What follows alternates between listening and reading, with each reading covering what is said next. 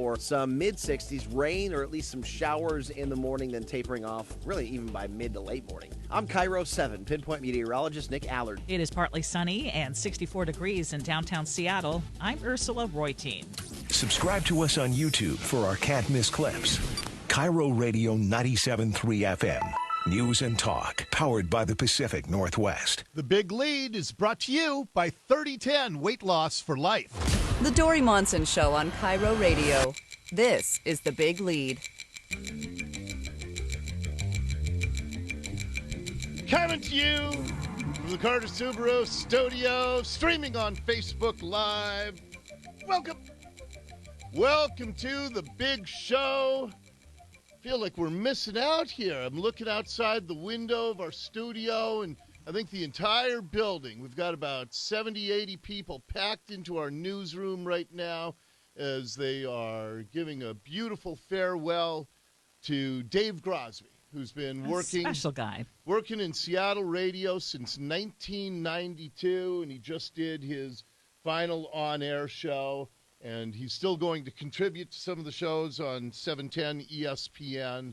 But did you see him throw out the pitch yesterday? I haven't seen the clip of it. Pretty Yeah, he got to throw out the first pitch at the Mariner game last night. Those moments, I mean, they just give you chills. Really I love it. fired up the team, too. They lost for the 17th consecutive time. We're not going to mention that Man, anymore. come on, Mariners. It was still a beautiful. Graz. I know, it was a beautiful celebration. I know it was, but just always been a really good dude and a good friend and a great presence in the building. Yeah, great storyteller too. Yes, so that's what's going on right outside our studio. A very nice tribute to our friend and colleague Dave Grosby. So, and don't worry, I'll run out and get you pizza. Thank you. That was the first thing I said to Nicole. I said, I need a couple slices of pepperoni because here's the thing I don't understand about office pizza. They always feel obligated to order a couple of veggie pizzas, and nobody ever touches it. So you'll have 12 boxes, and the only one that's ever left by the time I can get out there, but you know what's going to happen? The veggie. You know what's going to happen if they don't buy one veggie pizza? What? The vegetarians are going to say, "How come we didn't get one?" Yeah. So you can't win. Just throw it out there. When you're really hungry, you're going to eat the veggie pizza. No, I'm not. No, I'm not. Okay. You, as in just all of us, except you. Never. We've got a lot of stuff to talk. We've got some cool stuff coming up today. Carolyn Osorio, our terrific reporter, and Nicole Jennings, who does our My Northwest stuff for the Dori Monson Show, they have been working for months now on a story about how dangerous this region has gotten for women in particular. And it started with them just putting a post up on our show's Facebook page asking women that question, do you feel unsafe? And it just blew up. They got 400 comments like that. They contacted a bunch of these women.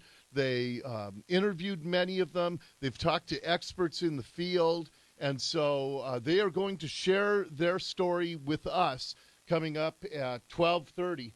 Actually, at 1:30 this afternoon. And then at 12:30 today, I'm going to introduce you to a woman I've just wanted to meet. Her name's Elizabeth Economo, and she has written for CNBC and CNN Financial. She worked in New York for about 10 years. She was a writer at LifeZette, and now she does a lot of freelance writing here in Seattle. But I've been following her on Twitter, and she makes me look like a flaming liberal. Is that right? Yeah. So I was very intrigued with her writing, so we've invited her to come into the studio, and I just want to meet her and see if she'd be somebody that we'd want to chit-chat with every once and again. So we'll introduce you to a new guest to the Dori Monson Show coming up at 12:30 this afternoon. Now, if I at any point sound a little sleepy today, because last night, Ursula, you do. I've been doing very, very well. You do, and I just invite people right now to look at Facebook Live. Well, what's going on? Because do I look that bad? I you look bad? sleepy. You get sweaty and and your eyes are very tired. But this is because this was another labor of love for you, that you got into something that you got really excited about and you wanted to share with everybody. I love numbers, and I thought about this last night because I told you a few months ago, one of my daughters told me, and I never thought about this, I've never knew about this when I was a kid. One of my daughters asked me if I was ADD. And then another one said, do you think you are on the spectrum? Your daughters asked this? Yes. Okay, I mean, yeah, okay. And I had never considered that possibility, but I thought about this last night because I started getting into some numbers to illustrate just how absurd local government is. And I remember I had a piano recital when I was a little kid. And Erica Eastfold was the piano teacher, and she was a wonderful woman. She gave my mom the piano lessons for me because she knew my mom couldn't afford to pay. Yeah. And I didn't appreciate it, and I didn't take advantage of it, and I wish I was better. I can pound away at a song, but I wish I was more talented. But I remember at the recitals, she had a big reel-to-reel tape recorder, and she would record all of the kids playing their songs. And I would, instead of interacting with the other kids, I would always sit by that tape recorder because it had one of those digital counters. And I would sit and watch the numbers roll by. You would hyper-focus. I would hyper-focus on numbers rolling by for like 2 hours. Now, that's not normal. That's not normal. I would do that at the Ballard Locks. They had a So you're thinking that maybe your daughters were onto something, that potentially you're on the spectrum. And it's interesting. I mean, it also might explain why, I mean, you have a very, it's like either it's going to be this way or it's going to be that way, but it's really hard for you to kind of dabble in the gray area. Yeah, well, that's because the area that I am focused on is the correct one. And so I'm just having a bit of a psychology session here. Right. I'm thinking, hey. Yeah. But at the Ballard Locks, they used to have this little laser beam, and if you broke the beam, a counter would, and it gave you the total. Yeah. I would sit and watch the counter at the Ballard Locks as people walk. And so I never thought of that as odd. Well, and so many people on the spectrum are just so brilliant. I mean, and they really, really excel in one area, especially. And for you, that could be numbers. Yeah, or talk radio. Or talk radio. Yeah, Yeah, see, I I mean, got of two course. areas. Hello. Yeah, I have 2 areas. Right. But anyway, so that just explains. So because last night I got one tip from a listener, and I started getting into numbers. And what it does is and I think this is a blockbuster of a story because it just shows how shockingly inefficient our local government is. And with that as a lot of prelude, let's get to today's Big Lead. The Big Lead, Dori Monson Show exclusive. So Jenny Durkin announced a couple of days ago the Seattle budget for 2020. And it is just free everything. Free college, sure. This budget will provide free college, free transit, and pathways to amazing jobs.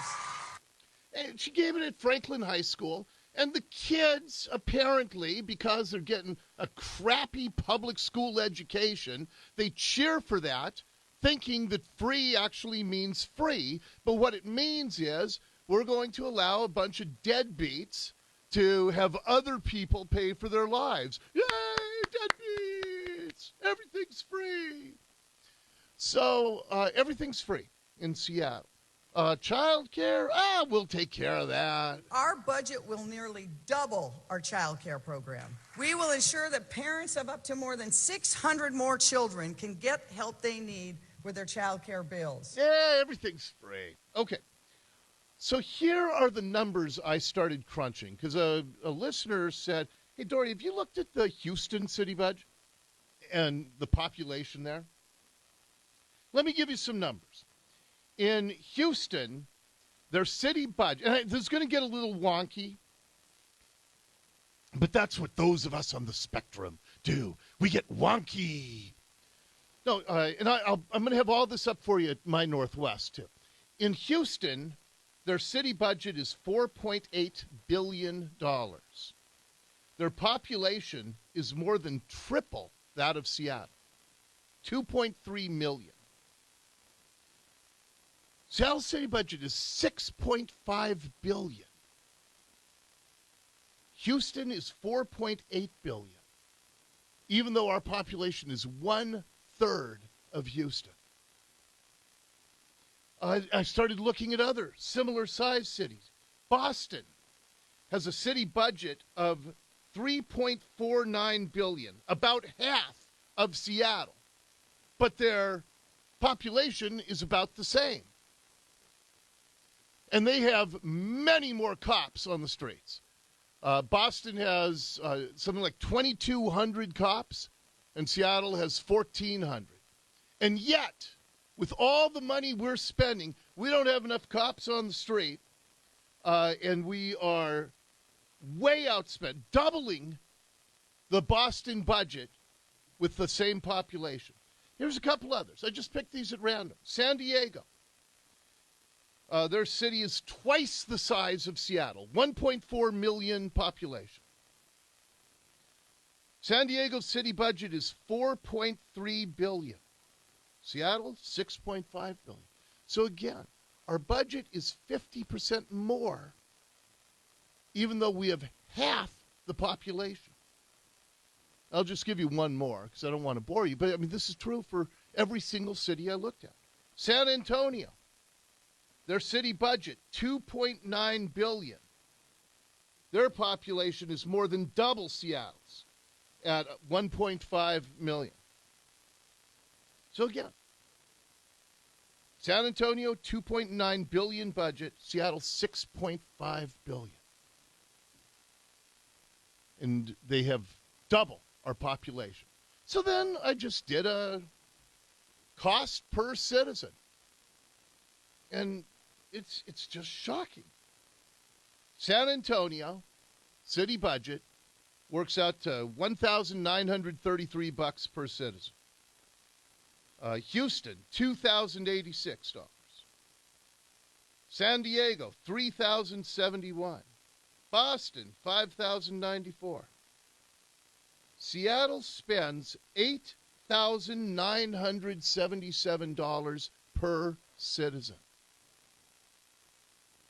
We spend 4 times per capita what San Antonio spends. 3 times what San Diego spends.